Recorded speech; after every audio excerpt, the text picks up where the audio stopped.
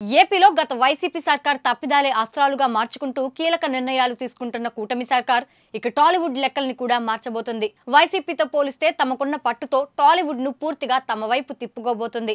దీంతో జగన్ తెచ్చిపెట్టుకున్న అలీ, పోసాని వంటి ఆర్టిస్టుల పరిస్థితి దుర్భరంగా మారనుందనే టాక్ వినిపిస్తోంది. ఇప్పటికే వారికి ఇండస్ట్రీలో అవకాశాలు తగ్గిపోయాయి. మరోవైపు టాలీవుడ్ లో కీలకమైన మూవీ ఆర్టిస్ట్ అసోసియేషన్ మాపై మెగా కుటుంబం కన్నేసినట్లు తెలుస్తోంది.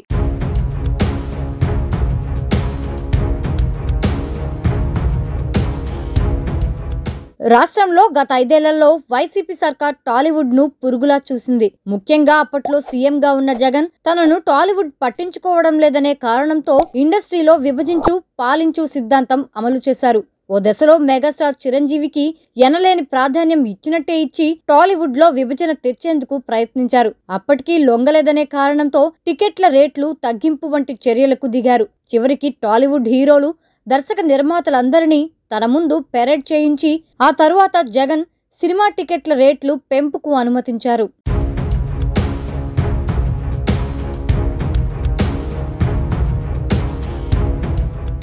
ఇదంతా ఓ ఎత్తైతే ఇండస్ట్రీలో తమకు అనుకూలంగా ఉన్న అలీ, పోసాని కృష్ణమురళి, విజయ్ చందర్, పృథ్వీరాజ్ వంటి ఆర్టిస్టుల్ని వైసీపీలో చేర్చుకుని పదవులు కట్టబెట్టారు. ఇందులో అలీకి అయితే ఏకంగా తన ఇండస్ట్రీకి ఎలాంటి సంబంధం లేని ఎలక్ట్రానిక్ మీడియా సలహాదారు పదవి ఇచ్చారు. ఆ తరువాత పృథ్వీరాజ్ వంటి వారు వైసీపీని వీడిపోయారు. వీరిలో మిగతా వాళ్ల సంగతి ఎలా ఉన్నా పోసాని వంటి వారు జగన్ మెప్పు కోసం చంద్రబాబు, పవన్ కళ్యాణ్లకు వ్యతిరేకంగా తీవ్ర విమర్శలు చేసేవారు. ముఖ్యంగా పవన్ పై పోసాని చేసిన అనుచిత వ్యాఖ్యలు మెగా ఫ్యాన్స్ కి తీవ్ర ఆగ్రహాన్ని తెప్పించాయి. అయితే జర సమాల్ కరో అని పవన్ సున్నితంగా వారించడంతో టైం కోసం వేచి చూశారు. దీంతో వారు అనుకున్నట్లుగానే రాష్ట్రంలో ప్రభుత్వం మారడంతో పోసాని సైలెంట్ కాగా అలీ తనకు రాజకీయాలు వద్దని స్టేట్మెంట్ ఇచ్చి ఓ దండం పెట్టి సైడ్ అయిపోయారు. నేను ఏ పార్టీ మనిషిని కాదు, ఏ పార్టీ సపోర్టర్ని కాదు. ఐఎమ్ జస్ట్ కామన్ మ్యాన్గానే ఉండి ఇక నా సినిమాలు, నా షూటింగ్లు నేను చేసుకుందాం అని చెప్పేసి అనుకుంటున్నాను.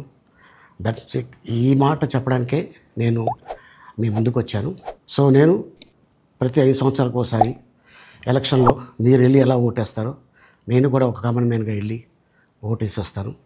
సో రాజకీయాలకి స్వస్తి, గుడ్ బై, థ్యాంక్ యూ. ఇప్పుడు కూటమి ప్రభుత్వం ఇండస్ట్రీపై తమకు సహజంగానే ఉన్న పట్టును కొనసాగించడంతో పాటు భవిష్యత్తులోనూ ఇండస్ట్రీ తమకు కాదనలేని స్థాయికి తీసుకెళ్లేందుకు కీలక నిర్ణయాలు తీసుకోబోతుందన్న సమాచారం వస్తుంది.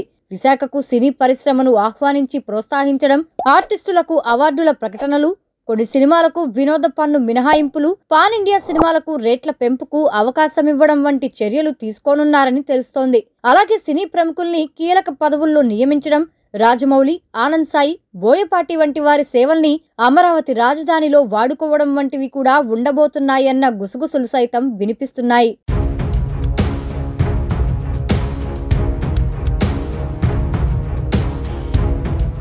చివరగా టాలీవుడ్ లోని మూవీ ఆర్టిస్ట్ అసోసియేషన్ పై పట్టు కోసం గతంలో మెగా కుటుంబం ప్రకాష్ రాజును నిలబెట్టినా అప్పటి ప్రభుత్వ పెద్దల అండతో ఆయనపై మంచు విష్ణు గెలిపించారు. దీంతో ఈసారి ఎలాగైనా మా ఎన్నికల్లో తమ ప్యానెల్ ను గెలిపించుకునేందుకు మెగా కుటుంబం తెర వెనక పావులు కదుపుతున్నట్లు తెలుస్తోంది.